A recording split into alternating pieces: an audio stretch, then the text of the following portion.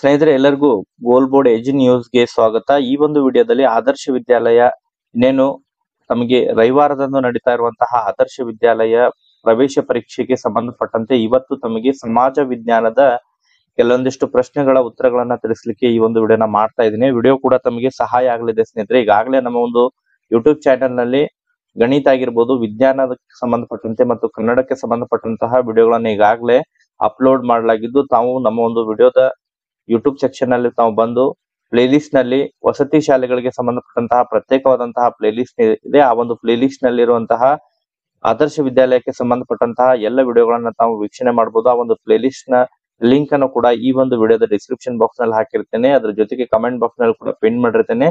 ಅಲ್ಲಿಂದ ಹೋಗಿ ತಾವು ಅದನ್ನ ನೋಡ್ಕೋಬಹುದು ಸ್ನೇಹಿತರೆ. ಈ ಒಂದು ವಿಡಿಯೋದಲ್ಲಿ ನಮಗೆ ಸಮಾಜ ವಿಜ್ಞಾನದ ಕೆಲವೊಂದಿಷ್ಟು ಪ್ರಶ್ನೆಗಳನ್ನ ತಿಳಿಸ್ಕೊಡ್ತೀನಿ.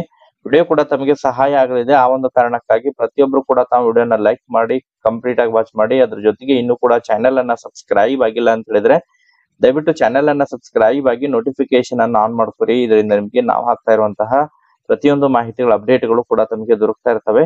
ಹಾಗಾದ್ರೆ ಬನ್ನಿ ವಿದ್ಯಾರ್ಥಿಗಳೇ, ಇವತ್ತಿನ ಈ ಒಂದು ವಿಡಿಯೋನ ಪ್ರಾರಂಭಿಸೋಣ. ಸೊ ಮೊದಲನೇದಾಗಿ ಇಲ್ಲಿ ತಾವು ನೋಡ್ತಾ ಇರುವ ಹಾಗೆ ಸಮಾಜ ವಿಜ್ಞಾನ ಪ್ರಶ್ನೆಗಳನ್ನ ಇವತ್ತು ಈ ಒಂದು ವಿಡಿಯೋದಲ್ಲಿ ತಮಗೆ ತಿಳಿಸ್ಕೊಡ್ತೇನೆ. ಮೊದಲನೇ ಪ್ರಶ್ನೆ ತಾವಿಲ್ಲಿ ನೋಡ್ತಾ ಇರುವ ಹಾಗೆ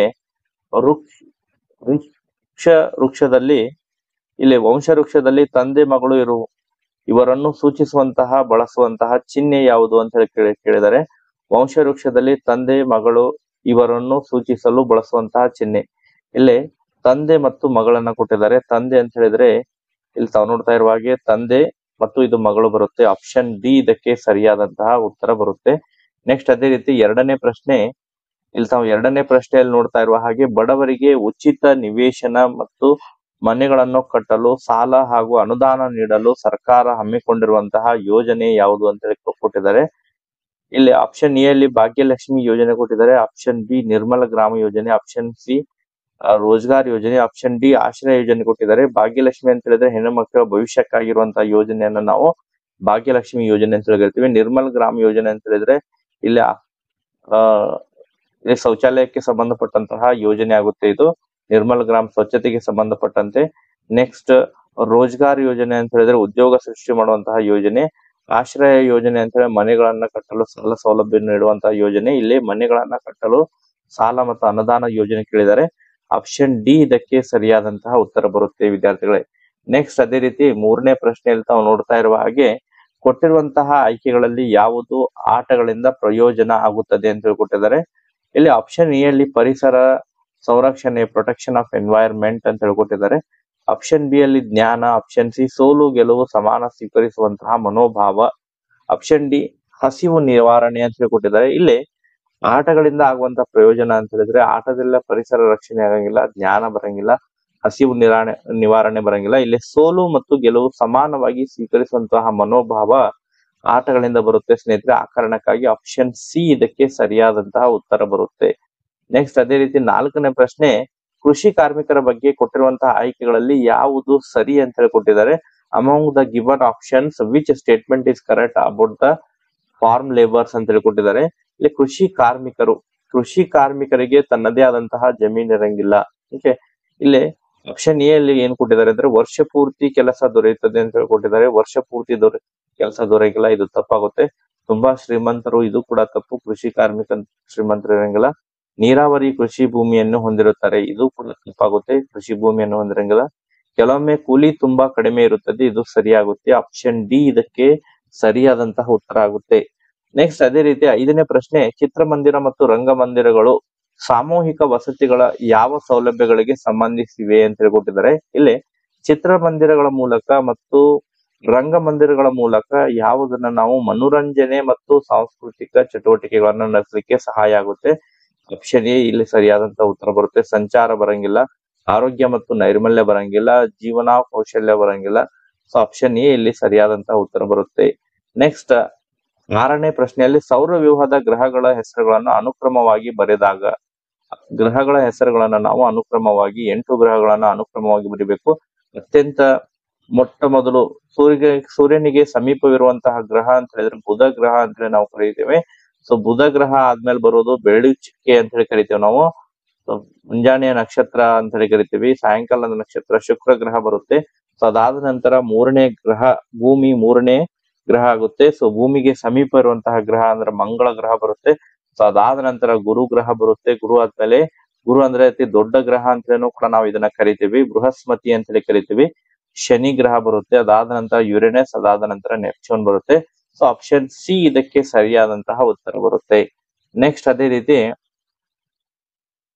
ಇಲ್ಲಿ ಅನಾಯಿಮಲೈ ಮತ್ತು ಪಳನಿ ಮತ್ತು ಕಾರ್ಡ್ಮಮ್ ಬೆಟ್ಟಗಳು ಭಾರತದ ಯಾವ ಭಾಗಗಳಲ್ಲಿ ಕಂಡು ಬರುತ್ತವೆ ಅಂತ ಹೇಳಿ ಕೊಟ್ಟಿದ್ದಾರೆ. ಅನಾಮಲೈ ಮತ್ತು ಪಳನಿ ಮತ್ತು ಕಾರ್ಡ್ಮಮ್ ಬೆಟ್ಟಗಳು ಭಾರತದ ಯಾವ ಭಾಗಗಳಲ್ಲಿ ಕಂಡು ಬರುತ್ತದೆ ಅಂತ ಹೇಳಿ ಕೊಟ್ಟಿದ್ದಾರೆ. ಸೊ ಇಲ್ಲಿ ಆಪ್ಷನ್ ಸಿ ಬರುತ್ತೆ, ಪಶ್ಚಿಮ ಘಟ್ಟಗಳಲ್ಲಿ ಇದನ್ನ ಕಂಡು ಬರ್ತವೆ, ಪಶ್ಚಿಮ ಘಟ್ಟಗಳ ದಕ್ಷಿಣ ಭಾಗದಲ್ಲಿ. ನೆಕ್ಸ್ಟ್ ಅದೇ ರೀತಿ 8ನೇ ಪ್ರಶ್ನೆ, ಪ್ರಧಾನ ರೇಖಾಂಶದಿಂದ ಪೂರ್ವ ಮತ್ತು ಪಶ್ಚಿಮಕ್ಕೆ ಎಷ್ಟು ಡಿಗ್ರಿ ರೇಖಾಂಶಗಳಿವೆ ಅಂತ ಹೇಳಿ ಕೊಟ್ಟಿದ್ದಾರೆ. ಸೊ ಇಲ್ಲಿ ಆಪ್ಷನ್ ಎ ಬರುತ್ತೆ, 180 ಡಿಗ್ರಿ ರೇಖಾಂಶಗಳಿವೆ. ಓಕೆ. ನೆಕ್ಸ್ಟ್ ಅದೇ ರೀತಿ ವಂಶವೃಕ್ಷದಲ್ಲಿ ಅಣ್ಣ ಮತ್ತು ತಮ್ಮ ಇವರನ್ನು ಸೂಚಿಸುವಂತ ಬಳಸುವಂತ ಚಿಹ್ನೆ. ಸೊ ಇಲ್ಲಿ ಅಣ್ಣ ಮತ್ತು ತಮ್ಮ ಅಂತ ಹೇಳಿದ್ರೆ ಸ್ಕ್ವೇರ್ ಬಾಕ್ಸ್ ನಲ್ಲಿ ರಿಪ್ರೆಸೆಂಟ್ ಮಾಡ್ತೇವೆ ನಾವು. ಈ ಸ್ಕ್ವೇರ್ ಬಾಕ್ಸ್ ನಲ್ಲಿ ಅಂತ ಹೇಳಿದ್ರೆ ಆಪ್ಷನ್ ಎ ಬರುತ್ತೆ, ಅಣ್ಣ ಮತ್ತು ತಮ್ಮ. ಆಪ್ಷನ್ ಎ ಇದಕ್ಕೆ ಸರಿಯಾದಂತಹ ಉತ್ತರ ಬರುತ್ತೆ. ನೆಕ್ಸ್ಟ್ ಅದೇ ರೀತಿ 10ನೇ ಪ್ರಶ್ನೆಯಲ್ಲಿ ತಾವು ನೋಡ್ತಾ ಇರುವ ಹಾಗೆ ಕೊಟ್ಟಿರುವ ಆಯ್ಕೆಗಳಲ್ಲಿ ಕೃಷಿ ಚಟುವಟಿಕೆ ಯಾವುದು ಅಂತ ಹೇಳಿ ಕೊಟ್ಟಿದ್ದಾರೆ. ಉಳುಮೆ ಮಾಡುವುದು ಕೂಡ ಒಂದು ಕೃಷಿ ಚಟುವಟಿಕೆ ಆಗುತ್ತೆ. ಮೀನುಗಾರಿಕೆಯ ಕೃಷಿ ಚಟುವಟಿಕೆ ಎಲ್ಲ, ಬಡಿಗ ಕೂಡ ಕೃಷಿ ಚಟುವಟಿಕೆ ಎಲ್ಲ, ಬುಟ್ಟಿ ಹೆಣೆಯುವುದು ಕೂಡ ಕರಕುಶಲ ಕಲೆ ಆಗುತ್ತೆ ಇದು. ಸೊ ಇದಕ್ಕೆ ಸರಿಯಾದಂತಹ ಉತ್ತರ ಅಂತ ಹೇಳಿದ್ರೆ ಆಪ್ಷನ್ ಎ ಇದಕ್ಕೆ ಸರಿಯಾದಂತಹ ಉತ್ತರ ಬರುತ್ತೆ. ನೆಕ್ಸ್ಟ್ ಅದೇ ರೀತಿ 11ನೇ ಪ್ರಶ್ನೆ, ಕೊಟ್ಟಿರುವಂತಹ ಆಯ್ಕೆಗಳಲ್ಲಿ ಯಾವುದು ಆಟಗಳಿಂದ ಪ್ರಯೋಜನ ಆಗುತ್ತದೆ ಅಂತ ಹೇಳ್ಕೊಟ್ಟಿದ್ದಾರೆ. ಸೊ ಯಾವುದು ಆಟಗಳಿಂದ ಪ್ರಯೋಜನ ಪರಿಸರ ರಕ್ಷಣೆ ಅಲ್ಲ, ಜ್ಞಾನ ಅಲ್ಲ, ಬರವಣಿಗೆ ಕೌಶಲ್ಯ ಅಲ್ಲ, ದೈಹಿಕ ಕಸರತ್ತಾಗುತ್ತೆ. ಆಪ್ಷನ್ ಡಿ ಇದಕ್ಕೆ ಸರಿಯಾದಂತಹ ಉತ್ತರ ಬರುತ್ತೆ. ನೆಕ್ಸ್ಟ್ 12ನೇ ಪ್ರಶ್ನೆ, ಸಣ್ಣ ಕೃಷಿಕರ ಬಗ್ಗೆ ಕೊಟ್ಟಿರುವಂತಹ ಆಯ್ಕೆಗಳಲ್ಲಿ ಯಾವುದು ತಪ್ಪು ಅಂತ ಹೇಳಿ ಕೊಟ್ಟಿದ್ದಾರೆ. ಸಣ್ಣ ಕೃಷಿಕರು ಕೃಷಿ ಮಾಡಲು ಹಣದ ಅಭಾವವಾಗಿರುತ್ತೆ, ಇದು ಸರಿಯಾಗಿದೆ. ನೆಕ್ಸ್ಟ್ ಹೆಚ್ಚು ಜಮೀನನ್ನು ಹೊಂದಿರುತ್ತಾರೆ. ಸಣ್ಣ ಕೃಷಿಕರು ಹೆಚ್ಚು ಜಮೀನನ್ನು ಹೊಂದಿರುತ್ತಾರೆ, ಇದು ತಪ್ಪು. ತಮ್ಮದೇ ಆದ ಸ್ವಲ್ಪ ಜಮೀನನ್ನು ಹೊಂದಿರುತ್ತಾರೆ, ಇದು ಕೂಡ ಸರಿಯಾಗುತ್ತೆ. ಕೃಷಿ ಜಮೀನು ಕಡಿಮೆ ಇರುವುದರಿಂದ ಕುಟುಂಬ ನಿರ್ವಹಣೆ ಕಷ್ಟವಾಗುತ್ತದೆ, ಇದು ಕೂಡ ಸರಿಯಾಗಿದೆ. ಇಲ್ಲಿ ಸಣ್ಣ ಕೃಷಿಕರ ಬಗ್ಗೆ ಕೊಟ್ಟಿರುವಂತಹ ಆಯ್ಕೆಗಳಲ್ಲಿ ಯಾವುದು ತಪ್ಪು? ಸೊ ಇದು ಆಪ್ಷನ್ ಬಿ ತಪ್ಪಾಗುತ್ತೆ. ಹಾಗಾದ್ರೆ ಇದೆ ಆಪ್ಷನ್ ಬಿ ಮಾರ್ಕ್ ಮಾಡಬೇಕು. ಆಪ್ಷನ್ ಬಿ ಸರಿಯಾದಂತಹ ಉತ್ತರ. ನೆಕ್ಸ್ಟ್ 13ನೇ ಪ್ರಶ್ನೆಯಲ್ಲಿ ತಾವು ನೋಡ್ತಾ ಇರುವ ಹಾಗೆ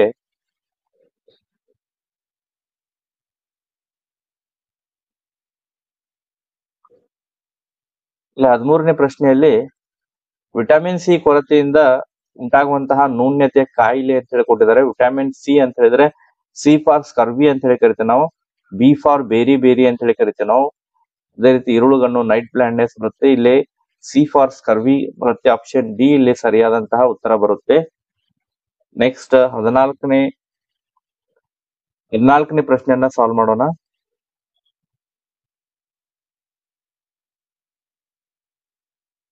14ನೇ ಪ್ರಶ್ನೆಯಲ್ಲಿ ತಾವು ನೋಡ್ತಾ ಇರುವ ಹಾಗೆ ಇಲ್ಲಿ 14ನೇ ಪ್ರಶ್ನೆಯಲ್ಲಿ ಹರಿಯುತ್ತಿರುವ ನೀರು ಈ ಶಕ್ತಿಯನ್ನು ಹೊಂದಿರುತ್ತದೆ ಅಂತ ಹೇಳಿ ಕೊಟ್ಟಿದ್ದಾರೆ. ಹರಿಯುತ್ತಿರುವ ನೀರು ಫ್ಲೋಯಿಂಗ್ ವಾಟರ್ ಅಂತ ಹೇಳಿದ್ರೆ ಚಲನ ಬರುತ್ತೆ, ಇಲ್ಲಿ ಚಲನ ಶಕ್ತಿ ಬರುತ್ತೆ. ಕೈನೆಟಿಕ್ ಎನರ್ಜಿ ಅಂತ ಹೇಳಿ ಕರಿತೇವೆ ನಾವು, ಚಲನ ಶಕ್ತಿ ಇದಕ್ಕೆ ಉದಾಹರಣೆ ಬರುತ್ತೆ. ನೆಕ್ಸ್ಟ್ ಅದೇ ರೀತಿ 15ನೇ ಪ್ರಶ್ನೆಯಲ್ಲಿ ತಾವು ನೋಡ್ತಾ ಇರುವ ಹಾಗೆ ಭಾರತದ ಪಶ್ಚಿಮ ಮತ್ತು ಪೂರ್ವ ಘಟ್ಟಗಳು ಎಲ್ಲಿ ಕೂಡುತ್ತವೆ ಅಂತ ಹೇಳಿ ಕೊಟ್ಟಿದ್ದಾರೆ. ಸೊ ಭಾರತದ ಪಶ್ಚಿಮ ಮತ್ತು ಪೂರ್ವ ಘಟ್ಟಗಳು ಇಲ್ಲಿ ಅರಾವಳಿಯಲ್ಲಿ ಬರಂಗಿಲ್ಲ, ವಿಂಧ್ಯ ಬರಂಗಿಲ್ಲ, ನೆಕ್ಸ್ಟ್ ಸಾತ್ಪುರ ಬರಂಗಿಲ್ಲ, ನೀಲಗಿರಿ ಬೆಟ್ಟಗಳಲ್ಲಿ ಕೂಡುತ್ತೆ. ಆಪ್ಷನ್ ಡಿ ಇದಕ್ಕೆ ಸರಿಯಾದಂತಹ ಉತ್ತರ ಬರುತ್ತೆ. ನೆಕ್ಸ್ಟ್ ಭಾರತವು ಸಂಪೂರ್ಣವಾಗಿ ಭೂಮಿಯ ಯಾವ ಗೋಳಾರ್ಧದಲ್ಲಿದೆ ಅಂತ ಕೇಳಿದರೆ, ಸೊ ಇದು ಪೂರ್ವ ಮತ್ತು ದಕ್ಷಿಣ ಗೋಳಾರ್ಧ ಅಲ್ಲ, ಉತ್ತರ ಮತ್ತು ಪೂರ್ವ ಅಲ್ಲ, ಪಶ್ಚಿಮ ಮತ್ತು ಉತ್ತರ ಗೋಳಾರ್ಧ ಬರುತ್ತೆ. ಇಲ್ಲಿ ಆಪ್ಷನ್ ಸಿ ಇದಕ್ಕೆ ಸರಿಯಾದಂತ ಬರುತ್ತೆ, ವೆಸ್ಟರ್ನ್ ಅಂಡ್ ನಾರ್ತನ್ ಹೆಮಿಸ್ಫಿಯರ್ ಅಂತ ನಾವು ಇದನ್ನ ಕರಿತೀವಿ. ಸೊ ಆಪ್ಷನ್ ಸಿ ಇದಕ್ಕೆ ಸರಿಯಾದಂತಹ ಉತ್ತರ ಬರುತ್ತೆ. ಸೊ ವಿದ್ಯಾರ್ಥಿಗಳೇ, ಮುಂದಿನ ಒಂದು ವಿಡಿಯೋದಲ್ಲಿ ಸಾಮಾನ್ಯ ಜ್ಞಾನ ಮತ್ತು ಅದ್ರ ಜೊತೆಗೆ ಮೆಂಟಲ್ ಎಬಿಲಿಟಿಯ ಕೆಲವೊಂದಿಷ್ಟು ಪ್ರಶ್ನೆಗಳನ್ನ ತಮಗೆ ತಿಳಿಸ್ಕೊಡ್ತೇನೆ. ಈ ಒಂದು ವಿಡಿಯೋದಲ್ಲಿ ಇಷ್ಟೇ ಇನ್ಫಾರ್ಮೇಶನ್ ಇರೋದು. Okay, thank you for watching this video.